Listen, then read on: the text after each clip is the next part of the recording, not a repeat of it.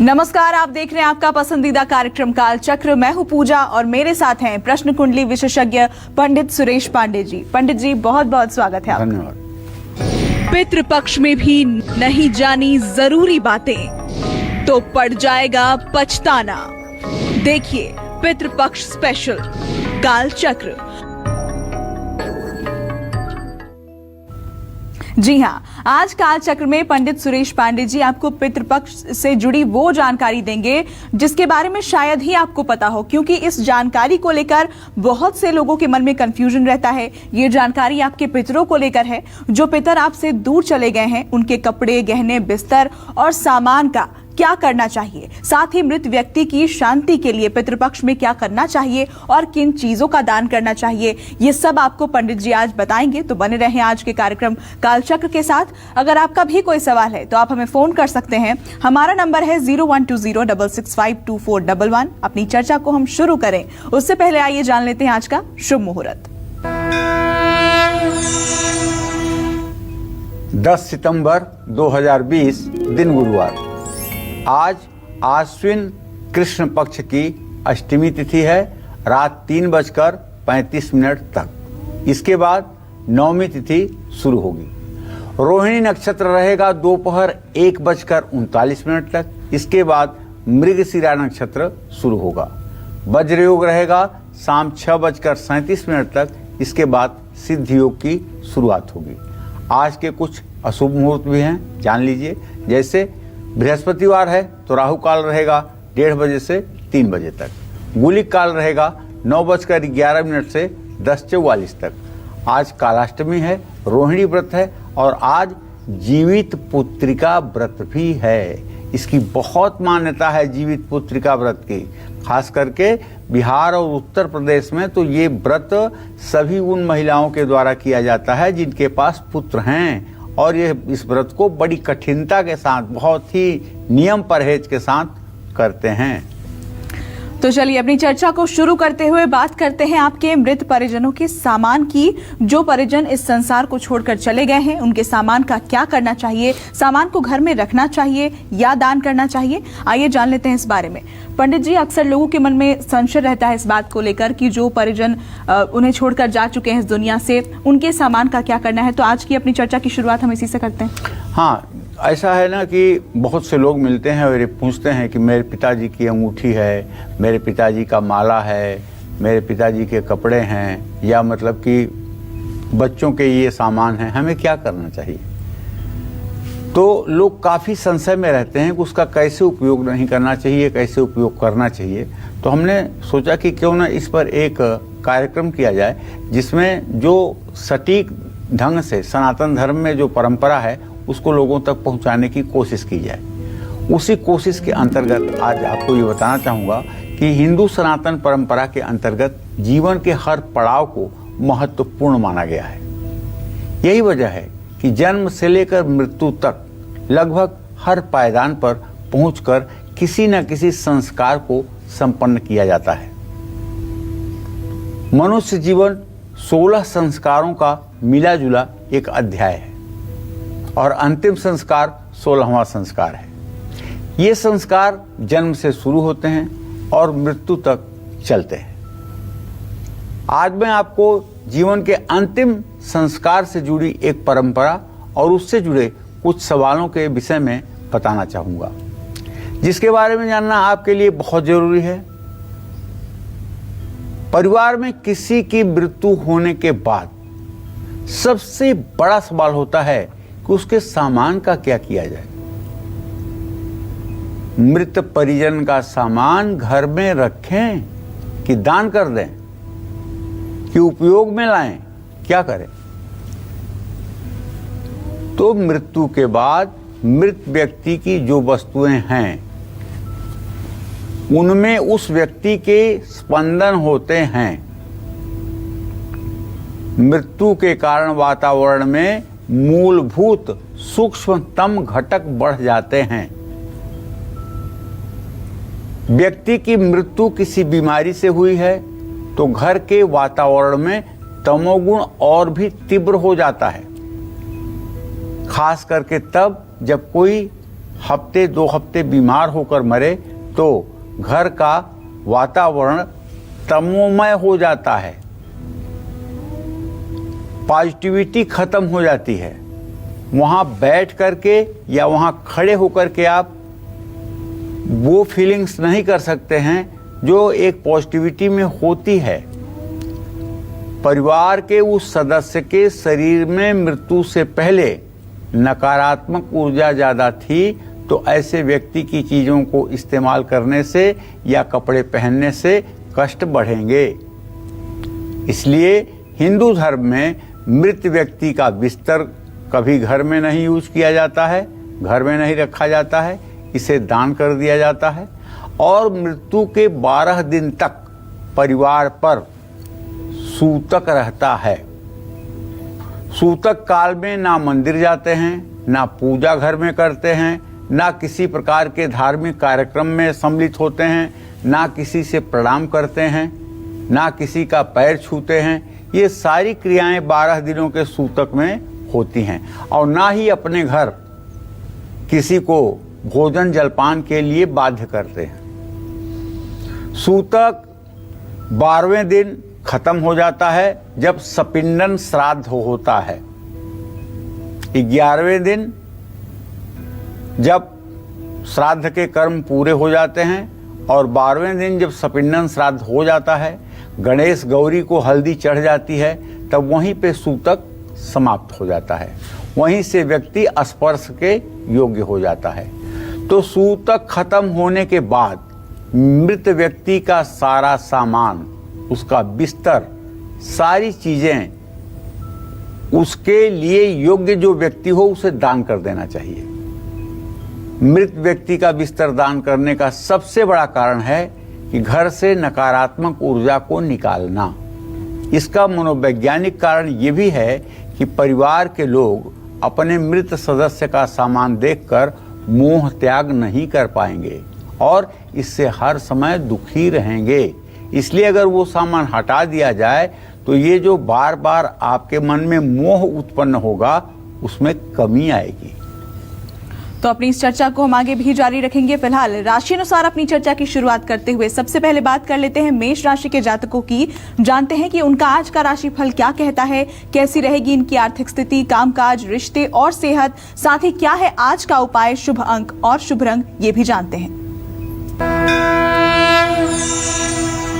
देखिए, मेष राशि के जातकों को बताऊं कि आज का गोचर आपका ये है कि मंगल तो आपकी ही राशि में इस समय 4 डिग्री पर गोचर कर रहा है, लेकिन चंद्रदेव अपनी उच्च राशि में वृषभ राशि में इस समय 20 अंश 53 कला पर गोचर कर रहे हैं और आपके 10वें भाव का स्वामी शनि है। अब अगर शनिदेव को देखें आपके आजीविका स्थान में हैं तो इसका मतलब कि कानूनी मामलों में कुछ आपका खर्च बढ़ सकता है। कामकाज के क्षेत्र में मेहनत का आपको उचित फल मिलेगा और यदि आप नौकरी चाहते हैं तो किसी नई नौकरी को आप ज्वाइन करने की संभावना में हैं। रिश्तों की बात करें तो लंबे समय से दूर दोस्तों से मुलाकात होगी और काम का थोड़ा सा बर्डन, काम का थोड़ा सा बोझ, काम का थोड़ा सा तनाव आपके ऊपर बढ़ने वाला है, जिससे आप थोड़ी सी थकावट महसूस कर सकते हैं। सावधानी आपको यह है कि आज जरूरत से ज्यादा इमोशनल ना हो, भावुक ना हो। पानी से और गहरे पानी से सतर्क रहें। महिलाओं का सम्मान करें, जरूरतमंद महिलाओं की मदद करें। शुभ अंक आपके लिए 1 होगा, शुभ रंग आपके लिए केसरी होगा। जय मां विंध्यवासिनी। और बढ़ते हैं आगे, बात वृषभ राशि के जातकों की। वृषभ राशि के जातकों का आज का राशिफल क्या कहता है, कैसी रहेगी इनकी आर्थिक स्थिति, कामकाज, रिश्ते और सेहत, साथ ही क्या है आज का इनका शुभ उपाय, शुभ अंक और शुभ रंग, आइए जान लेते हैं इस बारे में। आपके राशि में चंद्रमा की बहुत अच्छी स्थिति है। इस समय चंद्रमा इस समय वृषभ राशि अर्थात अपनी उच्च राशि में और कर्क के नवांश में है, तो ये बहुत अच्छा माना जाएगा आपके लिए। आज आप अंदर से खिले रहेंगे, खुद के लिए शॉपिंग करेंगे, जहां हाथ लगाएंगे वहीं से पैसे का लाभ होगा। नौकरी पेशा लोगों को हर काम में सफलता मिलेगी। परिवार में सुख शांति रहेगी।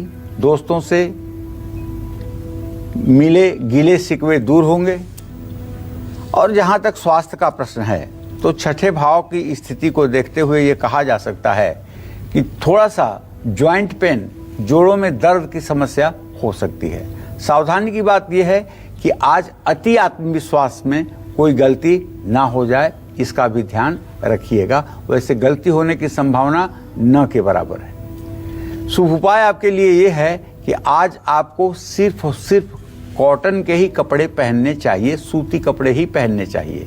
शुभ अंक आपके लिए 5 होगा, शुभ रंग आपके लिए हरा होगा। जय मां विंध्यवासिनी। और देखिए, मृत व्यक्ति के बिस्तर और पलंग का क्या करना चाहिए, इसके बारे में हम जानेंगे अब से थोड़ी देर में। लेकिन उससे पहले हमारे साथ इस वक्त एक कॉलर हैं सूरत से। जी, अपना नाम बताएं और अपना सवाल पूछें।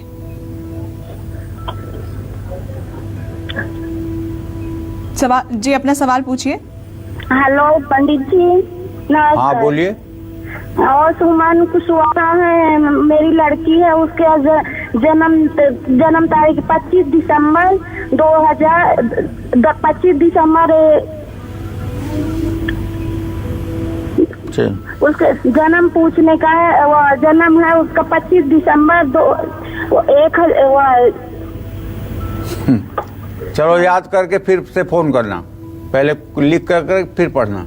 चलिए चर्चा को आगे बढ़ाते हैं। मृत व्यक्ति के बिस्तर और पलंग का क्या करना चाहिए, मृत व्यक्ति ने अंतिम दिन जो कपड़े पहने थे उनका क्या करना चाहिए, साथ ही मृत व्यक्ति ने जिन नए कपड़ों को कभी नहीं पहना था उन कपड़ों का हमें क्या करना चाहिए, आइए जान लेते हैं इस बारे में। पंडित जी बताएं। देखिए, मृत व्यक्ति ने अंतिम दिन जो कपड़ा पहना है या जो वो कपड़ा ओढ़ा है या जो कपड़ा बिछाया है, उसे अंतिम यात्रा के साथ ले जाकर के चिता के बगल में रख देना चाहिए। मृत व्यक्ति के बाकी कपड़े जो पहनने के बाद धुले थे, उन्हें भी आप चाहें तो अग्नि में जला सकते हैं। मृत व्यक्ति ने जिन कपड़ों को कभी नहीं पहना है या जो नए हैं या जो एकदम साफ सुथरे हैं, उनको परिवार का कोई भी व्यक्ति पहन सकता है।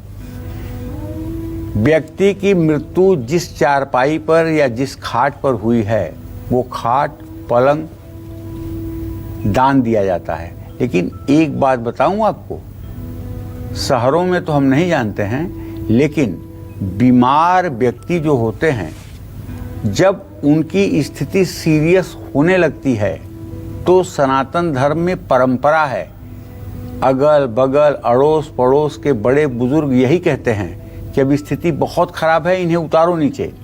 उतारो नीचे मतलब बेड से उतार करके इन्हें जमीन पर लेटा दीजिए। और प्रायः स्वाभाविक मौत में 90% लोगों का प्राण लोग चाहते हैं कि जमीन पर निकले, और जमीन पर प्राण निकलते ही उस शरीर को उत्तर की तरफ सिरहाना और दक्षिण की तरफ पैर करके एक बिस्तर पर लेटा दिया जाता है। उसके बाद अर्थी बनाने का कार्यक्रम शुरू होता है। तो पहली बात तो ये कि जिनकी स्वाभाविक मौत होती है, बहुत कम ऐसा होता है, बहुत कम ऐसा होता है कि उनकी बेड पर मृत्यु हो, बहुत कम ऐसा होता है। अगर आप प्रतिशत देखेंगे तो 1-2% भी नहीं होता है, क्योंकि इतनी जागरूकता तो है सनातन धर्मावलंबियों में, हिंदू समाज में। अच्छा, ऐसा धर्मशास्त्र कहता है। पलंग दान, अच्छा अगर पलंग पे नहीं मरे हैं तो वो पलंग आपके घर में यूज हो सकती है, परिवार का कोई भी सदस्य उसको यूज कर सकता है, उसमें कोई डर भय की स्थिति नहीं है। परिजन अपनी क्षमता अनुसार नया पलंग बनवा करके 11वें दिन दान करें, ये सर्वश्रेष्ठ उपाय है। 11वें दिन ब्राह्मण को जो श्राद्ध कराते हैं, उन्हें अच्छी पलंग बनवा करके, जैसे आपके पूर्वज यूज करते थे, उससे कमतर न हो, उससे खराब न हो, वैसे ही पलंग, वैसे ही बिस्तर नए बनवा करके 11वें दिन दान करने चाहिए। मृत व्यक्ति की जो घड़ी है, मोबाइल है, लिखने की चीज है, किताब है, बैग है, उसे भी आपको 11वें दिन श्राद्ध कराने वाले ब्राह्मण को दान दे देने चाहिए, या फिर जो चीज नहीं दान देने लायक है वो मृत्यु के 6 हफ्ते बाद गंगा जल से शुद्ध करके आप उपयोग में ला सकते हैं। जैसे रुद्राक्ष की माला जिसपे सोना लगा हुआ हो, सोने की अंगूठियां, ये 6 हफ्ते बाद या 40 दिन बाद गंगा जल से शुद्ध करके अग्नि को दिखा करके और पुनः अगर घर का कोई सदस्य चाहे तो इसे ग्रहण कर सकता है। तो मिथुन राशि के जो जातक हैं उनका आज का राशिफल क्या कहता है हम बताएंगे अब से थोड़ी देर में, लेकिन इस वक्त हमारे साथ कालचक्र दर्शक सृष्टि जुड़ गई हैं रायपुर से। स्वागत है आपका, अपना सवाल पूछिए।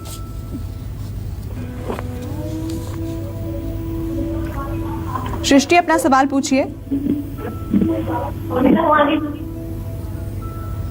चलिए संपर्क शायद नहीं हो पा रहा, बढ़ते हैं आगे। बात मिथुन राशि के जातकों की कर लेते हैं, जानते हैं कि इनका आज का राशिफल क्या कहता है, कैसा रहने वाला है इनका आज का पूरा दिन।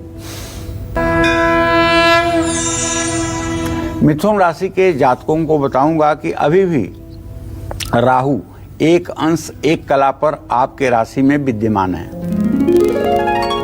बृहस्पति की पूरी दृष्टि है, व्यय भाव में उच्च का चंद्रमा है, जैसा कि मैं बता रहा हूं आपको।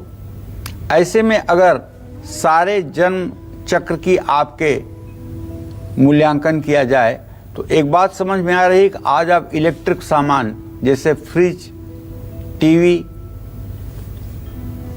ऐसे सामान आप खरीद सकते हैं। प्रॉपर्टी से जुड़े हुए कारोबार में आपको निसंदेह लाभ होगा और उच्चाधिकारियों से किसी बात पर अनबन हो सकती है, किसी करीबी व्यक्ति से कोई खराब समाचार मिल सकता है। इसलिए खान पान और दिनचर्या को व्यवस्थित रखें, वरना पेट खराब हो सकता है। सावधानी ये है कि सोच समझ करके कहीं पैसा लगाएं और किसी को पैसे उधार ना दें। फटे पुराने कपड़ों को घर से निकालें, फटी किताबों को भी ठीक कराएं।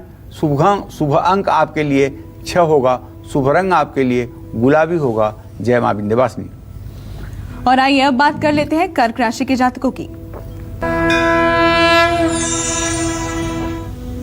देखिए, आपके कर्क राशि अगर आपकी है तो आपके राशि में शुक्र 10 अंश 3 कला पर गोचर कर रहा है, अपने ही नवमांश में है। सबसे बड़ी बात यह है। और आपके पंचम भाव का स्वामी मंगल है।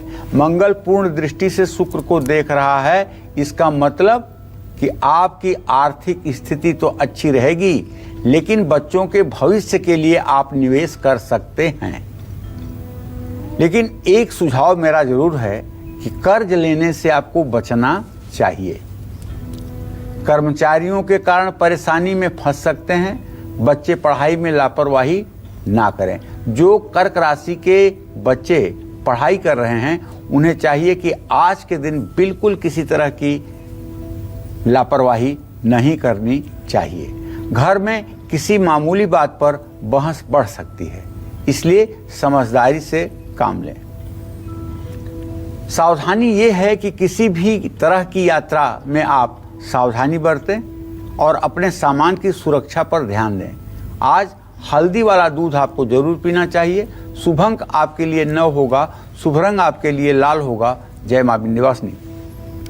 तो मृत सुहागन महिला और मृत विधवा महिला के इस्तेमाल किए हुए गहनों का क्या करना चाहिए, साथ ही परिवार में किसी की मृत्यु हो जाने पर बच्चों की शादी को लेकर क्या करना चाहिए, ये सब जरूरी जानकारी जानेंगे हम अब से कुछ ही देर में। आप देखते रहिए पितृपक्ष से जुड़ी ये खास जानकारी। हम यूं गए और यूं वापस लौटे।